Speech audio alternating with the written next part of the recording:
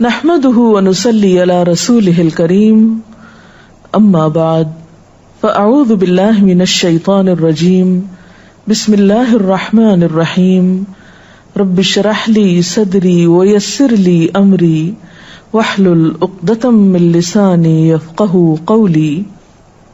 ہماری گفتگو کا موضوع ہے ہمسایوں کے حقوق۔ انسان اس دنیا میں تنہا نہیں رہ سکتا۔ ہر انسان زندگی گزارنے کے لیے دوسرے انسانوں کے تعاون اور مدد کا محتاج ہوتا ہے۔ کچھ تعاون اسے اپنے قریبی رشتہ داروں سے مل جاتا ہے، لیکن بسا اوقات انسان اپنے خون کے رشتوں سے اتنا دور ہوتا ہے کہ اسے لامحالہ دوسرے لوگوں کا تعاون چاہیے ہوتا ہے۔ ایسے میں انسان جہاں بھی رہتا ہے اس کے آس پاس رہنے والے لوگ اس کے ہمسائے ہوتے ہیں۔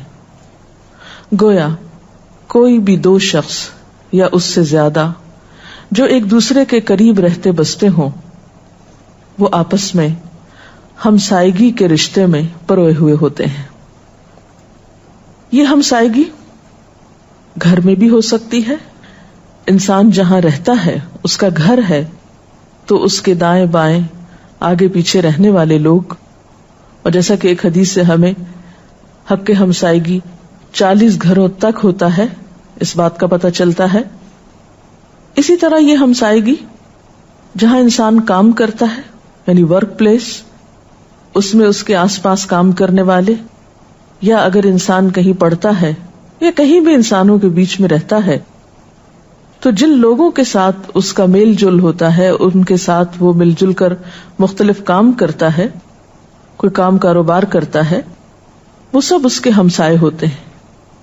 کچھ ہمسائے ایسے ہوتے ہیں جن کے ساتھ انسان طویل عرصے تک زندگی بسر کرتا ہے یا ایک زمانے تک ان کا ساتھ ہوتا ہے، اور کچھ ہمسائے ایسے بھی ہوتے ہیں کہ جن کے پاس انسان وقتی طور پر بیٹھتا ہے۔ تو خواہ کسی کے قریب انسان وقتی طور پر ہو یا ایک لمبے عرصے تک ہو، وہ تمام ہمسائیگی کے رشتے میں پروئے ہوئے ہوتے ہیں۔ قرآن حکیم میں اللہ سبحانہ وتعالیٰ کا ارشاد ہے، وَاعْبُدُوا اللَّهَ وَلَا تُشْرِكُوا بِهِ شَيْئًا وَبِالْوَالِدَيْنِ إِحْسَانًا وَبِذِي الْقُرْبَى وَالْيَتَامَى وَالْمَسَاكِينِ وَالْجَارِ ذِي الْقُرْبَى وَالْجَارِ الْجُنُبِ وَالصَّاحِبِ بِالْجَنبِ وَابْنِ السَّبِيلِ، اور اللہ کی عبادت کرو اور اس کے ساتھ کسی چیز کو شریک نہ ٹھہراؤ، والدین کے ساتھ احسان کرو، رشتہ داروں، یتیموں اور مسکینوں کے ساتھ احسان کرو، رشتہ دار پڑوسی کے ساتھ، اجنبی ہمسائے کے ساتھ، پہلو کے ساتھی یعنی اپنے رفقا کولیگز کے ساتھ احسان کا برتاؤ کرو، اور مسافروں کے ساتھ، وما ملکت ایمانکم، اور اپنے غلاموں کے ساتھ۔ تو اس آیت سے ہمیں یہ پتہ چلتا ہے کہ 3 طرح کے ہمسائے ہوتے ہیں، ایک رشتہ دار ہمسائے، دوسرے اجنبی ہمسائے، اور تیسرے وقتی ہمسائے جن کے ساتھ انسان تھوڑی دیر کے لیے بیٹھتا ہے یا کچھ دیر کے لیے کام کرتا ہے اور پھر ان سے الگ ہو جاتا ہے۔ بہرحال ہمسایہ کوئی بھی ہو، ہر صاحب ایمان کے لیے ضروری ہے کہ وہ ہمسائے کو ایذا رسانی سے یعنی تکلیف دینے سے بچے۔ رسول اللہ صلی اللہ علیہ وسلم نے فرمایا، من کان یؤمن باللہ والیوم الآخر فلا یؤذی جارہ، جو شخص اللہ اور یوم آخرت پر ایمان رکھتا ہے اسے چاہیے کہ وہ اپنے ہمسائے کو دکھ نہ دے، تکلیف نہ دے، اذیت نہ دے۔ اس لیے کہ اگر انسان اپنے قریبی لوگوں کو تکلیف پہنچائے گا تو پھر یہ نہیں ہو سکتا کہ ان کی طرف سے کسی قسم کا سکون یا سکھ پائے، پھر یہ اذیتوں کا سلسلہ بڑھتا ہی چلا جائے گا، دو طرفہ ہو جائے گا اور زندگی جہنم بن کر رہ جائے گی۔ اسی طرح ایک اور حدیث میں آتا ہے، آپ صلی اللہ علیہ وسلم نے فرمایا، جبریل علیہ السلام ہمسائے کے متعلق مجھے ہمیشہ ہی وصیت کرتے رہے، یعنی جب جبریل علیہ السلام آتے تو ہمسائے کے حقوق کے بارے میں تاکید کرتے، یہاں تک کہ میں نے خیال کیا کہ وہ اس کو وارث ہی بنا دیں گے۔ ویسے تو انسان کے مال میں اس کے اقربا ہی، اس کے رشتہ دار ہی وارث ہوتے ہیں، لیکن یہاں نبی صلی اللہ علیہ وسلم کو ہمسائے کے حقوق کے بارے میں اتنی تاکید ملی کہ آپ کو یہ اندیشہ ہوا کہ رشتہ داروں کے علاوہ ہمسائے بھی کہیں وارث نہ قرار پائیں۔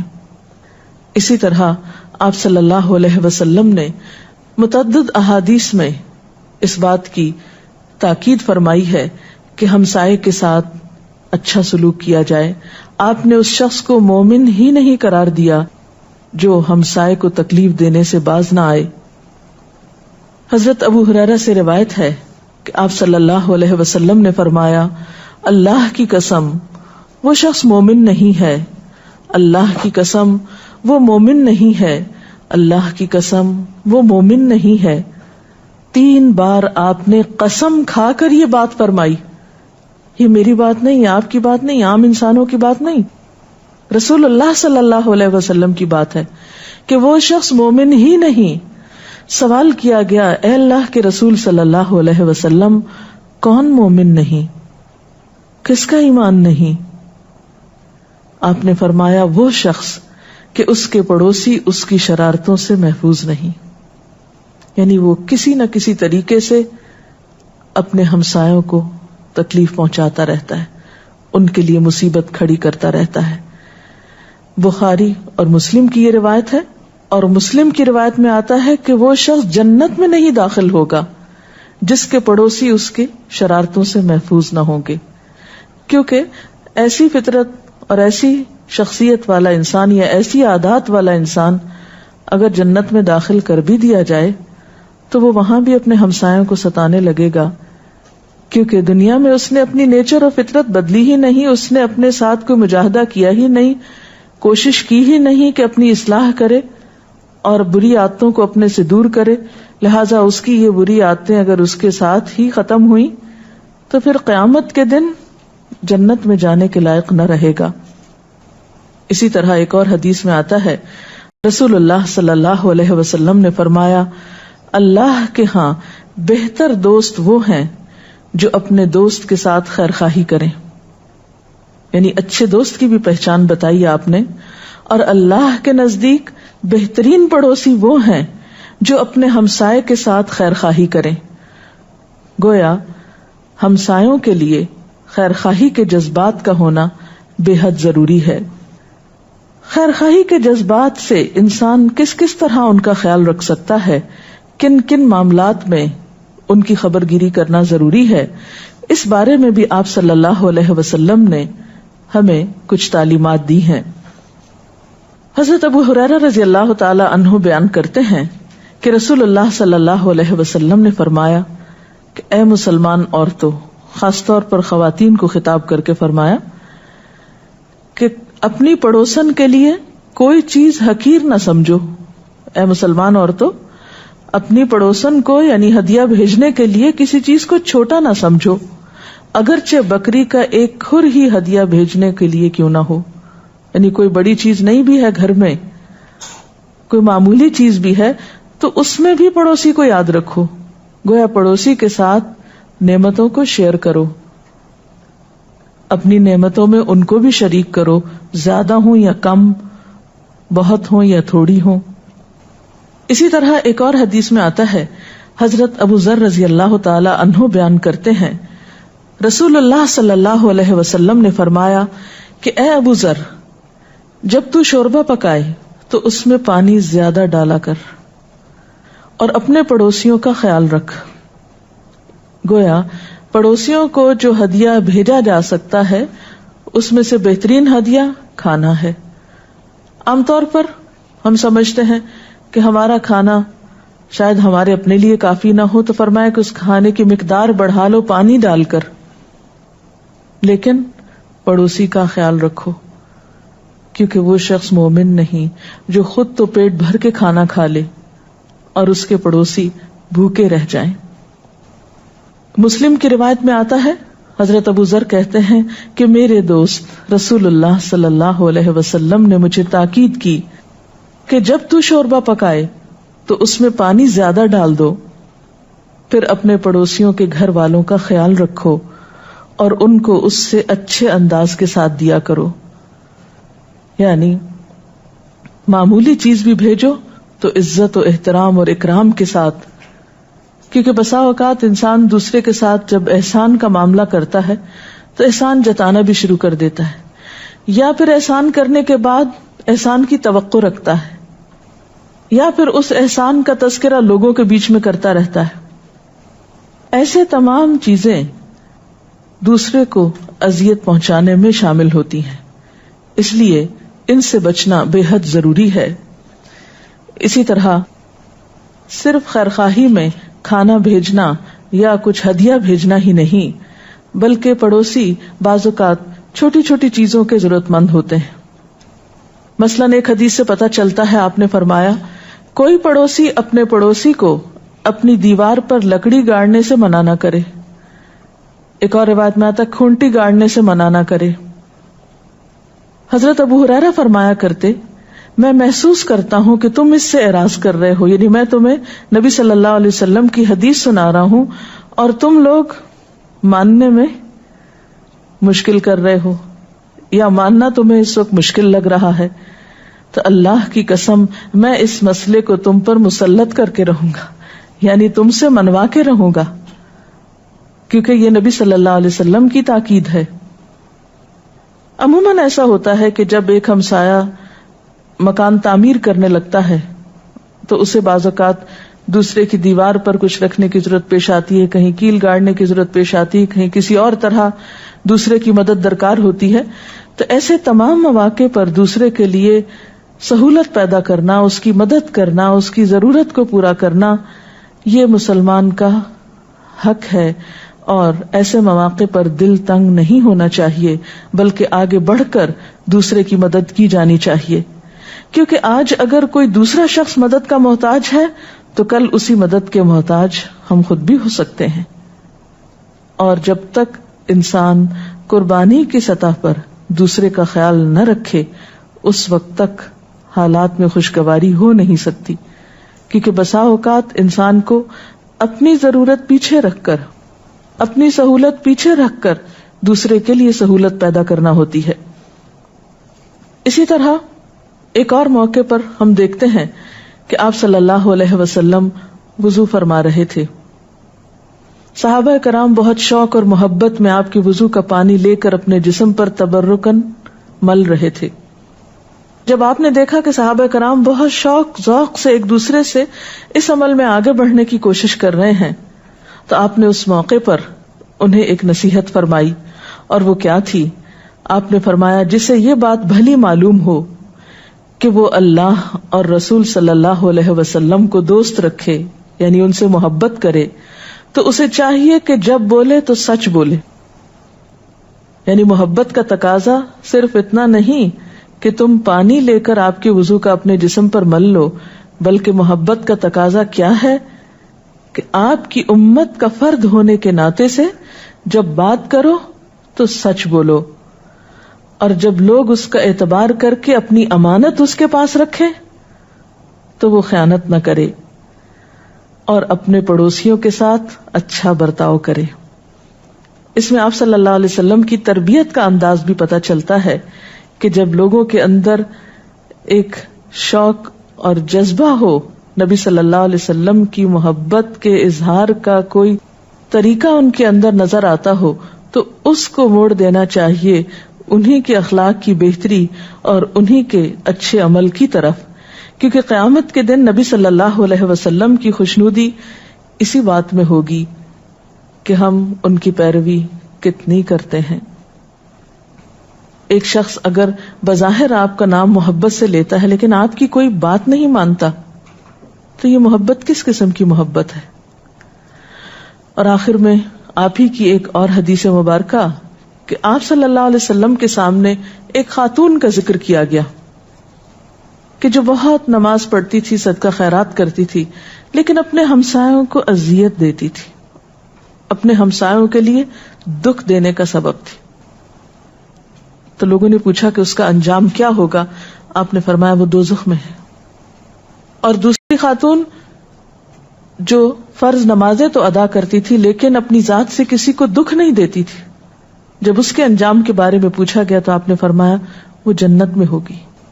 تو اس سے یہ حقیقت کھل کر واضح ہوتی ہے کہ کامیابی کے لیے، یعنی آخرت کی کامیابی کے لیے صرف عبادات کافی نہیں، صرف اللہ تعالی کے حقوق کی ادائیگی کافی نہیں، جب تک کہ بندوں کے حقوق کو پہچانا نہ جائے.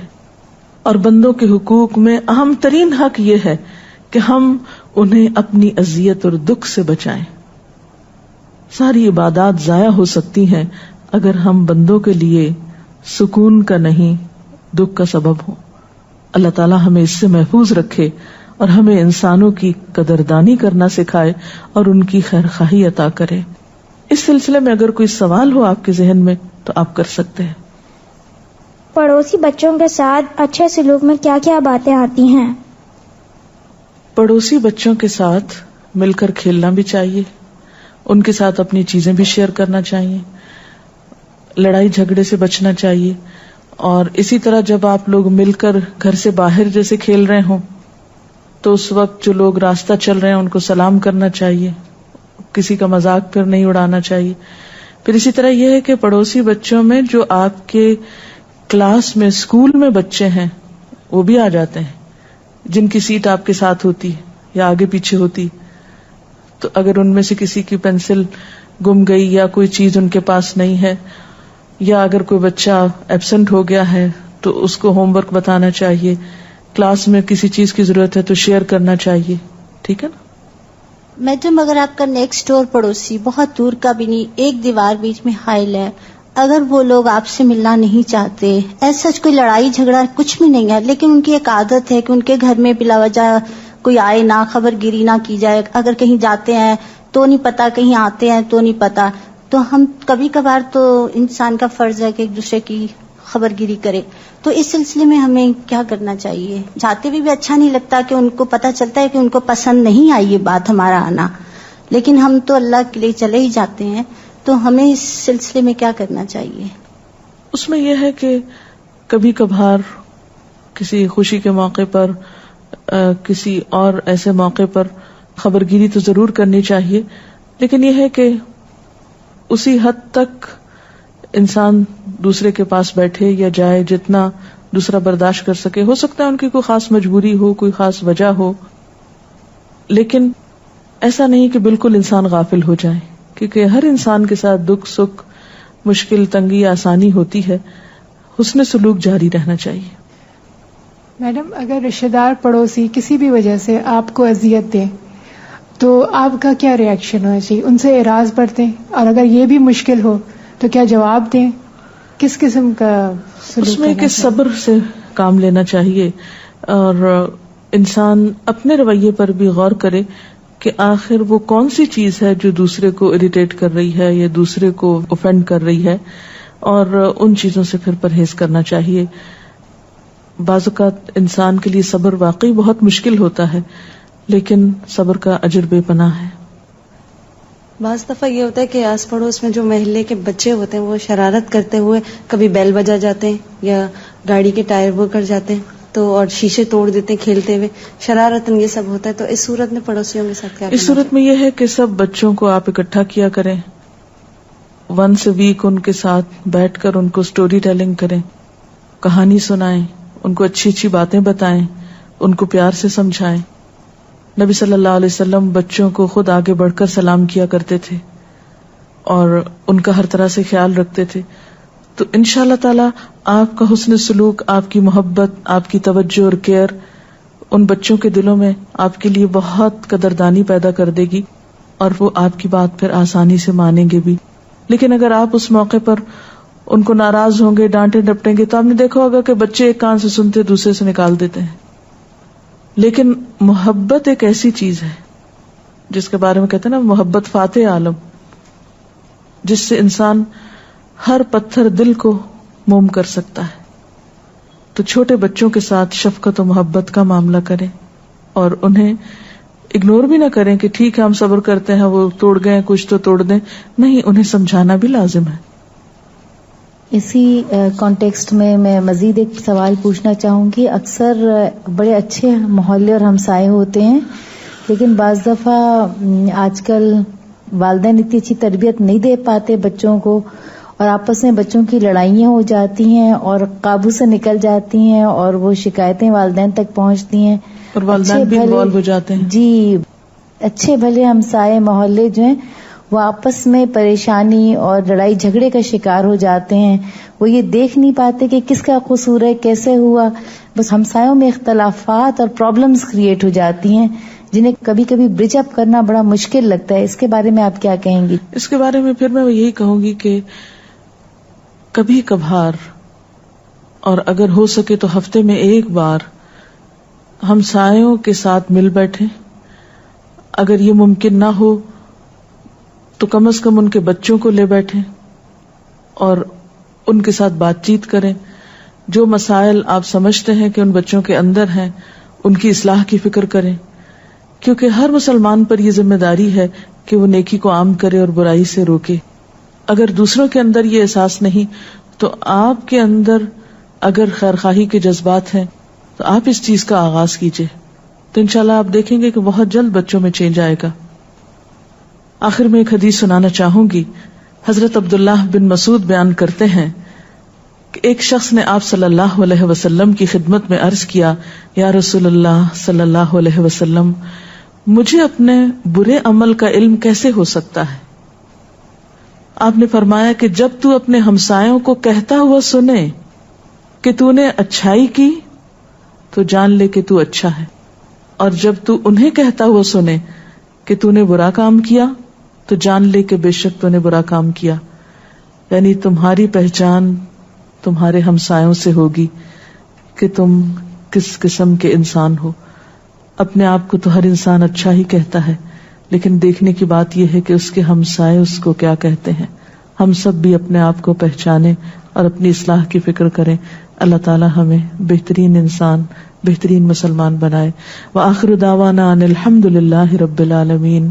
سبحانک اللہم وبحمدک, نشہد ان لا الہ الا انت, نستغفرک ونتوب الیک.